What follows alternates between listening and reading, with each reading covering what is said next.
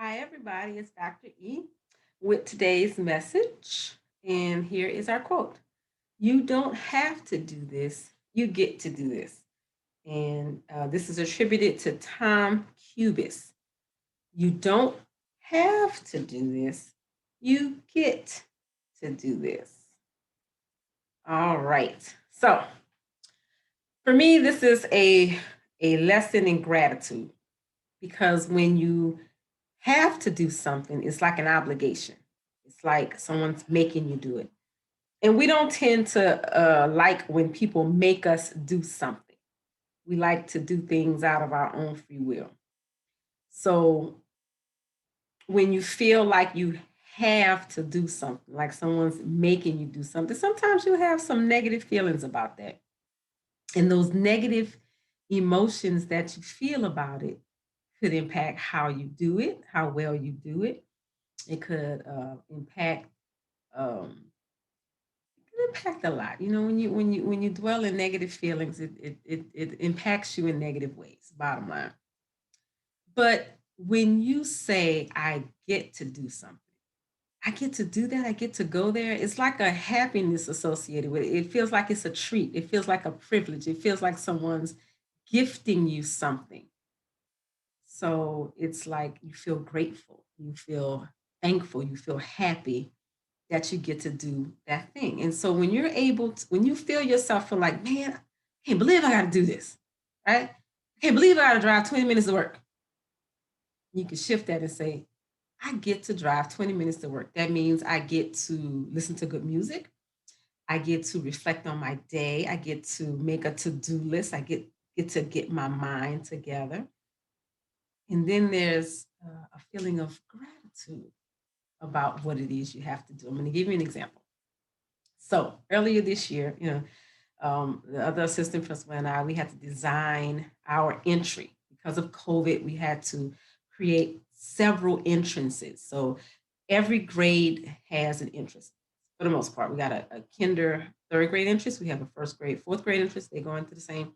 We have a second grade entrance, and we have a fifth grade entrance. And so we lost one of our APs, and she pretty much was over the fifth grade entrance. But the fifth grade entrance was moving well. I was over carpool, so I was nearest to the second grade entrance. I could keep my eye on fifth grade, and I was opening doors. And so there was a day where, maybe people were late, they weren't running, they weren't where they were supposed to be. And some fifth graders took advantage of that, and they went in too early, and their teachers were upset. And so it kind of gave the impression that the system had broken down and that we needed to do something different. And so the principal shifted where the fifth graders stood, and she required me to be there to reestablish their routines for how they were to stand outside before we let them in, because we have to take their temperature and we have to give them hand sanitizers before we let them in the building. And I was mad because now that meant that I could not be with carpool, and I needed to be there to keep it running, because when I wasn't there, it kind of got backed up. Now I was upset about it. Like somebody else's opinions about what's going on is causing me to have to change where I am.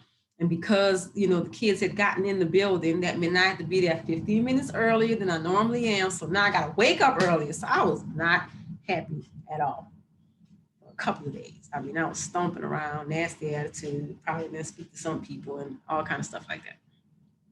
It's like I really can't, this can't be it.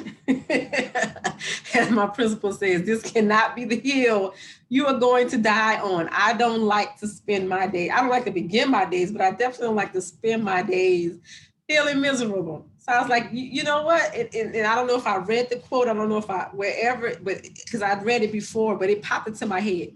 You don't have to do this. You get to do it. So change your attitude. Okay.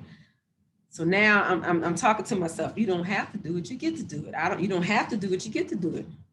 So I get there early, and as I'm walking, the way that I changed the way I came out the door to get to behind the school where I need to be. And I got to encounter people that I don't normally get to see. I got to see the bunny from our garden, because I had to walk past our garden. So I got to see the bunny hopping on the trail, and I love nature. I love that. So that always brought me joy. At the time, I was writing a haiku a day. That was my project. I was going to write a haiku a day. When you write haiku, it's about nature. So that means you got to notice nature. So then I wrote one about the whirligig in the garden. I wrote one about the flowers in the garden. I wrote one about the bunny. I wrote one about the moon. I wrote one about the tree. And that brought me tremendous joy. And then I got to engage with this set of kids, the fifth graders. I hadn't, I just don't get to spend as much time with them um, as the other kids, the second graders, or the kids on the front, the kids whose classrooms are nearest to my office. And so I got to engage with a different set of kids and have some different conversations. I got to see some different teachers. I got to celebrate some different grades, lines. I got to talk to the cafeteria workers a lot more. And it was wonderful. In fact, when it was time for me to go back to carpool, I was like, nah, the fifth graders still need me. They're not set yet. So I like to use that example because I could have easily, been stuck in my bad mood about having to change my morning routine. But when I decided to dwell in a grateful mindset, it definitely transformed that experience for me. So the next time you feel like, oh my God, I don't believe I have to do this, switch that up to, I get to do this. And focus on all of the new blessings that come into your life because you get to do that new thing. And I bet you have some appreciation and hopefully you experience some wonder. But most of all, I hope that it brings you joy. And I hope that this message has brought you as much joy today as it has brought me to deliver it to you. Take care, everyone.